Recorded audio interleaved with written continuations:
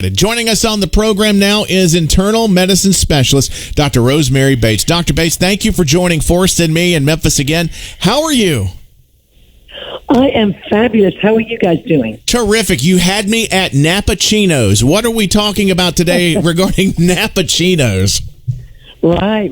Interesting, yes. So, and what a nappuccino actually is like a little kind of a cute word for as caffeine followed by a nap. But the point is, what's all that about? So after caffeine, it takes about 20 minutes for you to get sleepy. 20 minutes for it to work and to kick in. So the idea is you have a quick cup of coffee, you lay down, and 20 minutes later, you will naturally wake up.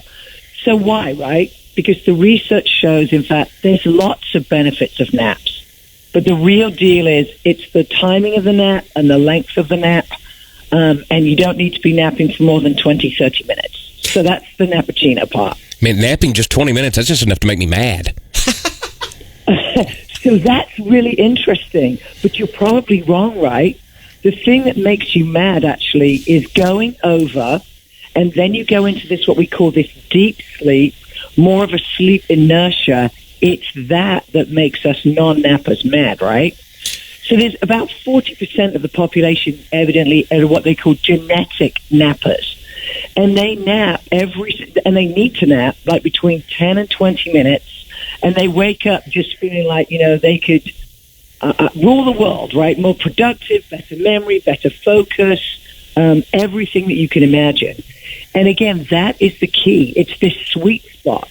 If, on the other hand, you go longer and you're not, you're not used to napping, maybe, and you go longer, you're not one of these, what they call these genetic nappers, just kind of like what you said, that's how I feel about napping is, so you go over, now you're in this fabulous deep sleep, and you get woken up, yes, you're groggy and you're mad, and, it's called sleep inertia. So it's a very interesting thing, and, the bottom line is a lot of us are so sleep deprived, and that's just bad for everything. And so it sounds like you're talking about REM, and we're not talking about the Southern pop band from the 80s and 90s. That's exactly right. But that's exactly part. That's the rapid eye movement sleep. But what we want to avoid is getting into that deep sleep. That's when you wake up and you're groggy. And again, you're mad at being woken up. And it doesn't, I don't think that actually does decrease your productivity, though. But the point is, if you nap too long and too late in the day, it can change your sleep cycle, right? Your circadian rhythm.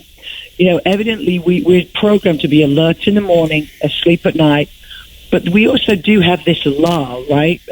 Between about 2 and 4 when we're more sleepy as well.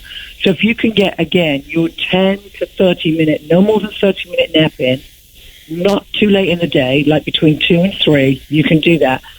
Again, that's ideal, and there's lots of research that it really does help, really does make you more productive, helps with memory, and especially, complex sort of memories, so you know all these things in the background, but you can just very effectively perform one task.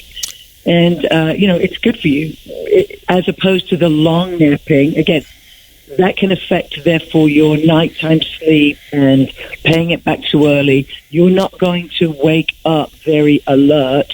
So obviously that's not good at work, right? Yeah, exactly. So again, it's naps are good for you as long as they're earlier in the day, 2 to 3, and no more than 30 minutes. Oh, fantastic. I could never, and Forrest could never suggest that to the boss, but we can't stop you from suggesting that, Dr. Rosemary Bates. Thank you so much for joining us here again in Memphis. We appreciate your time and hope you have a great rest of your week. You have a great one, too. Thank you. It's a pleasure. All right.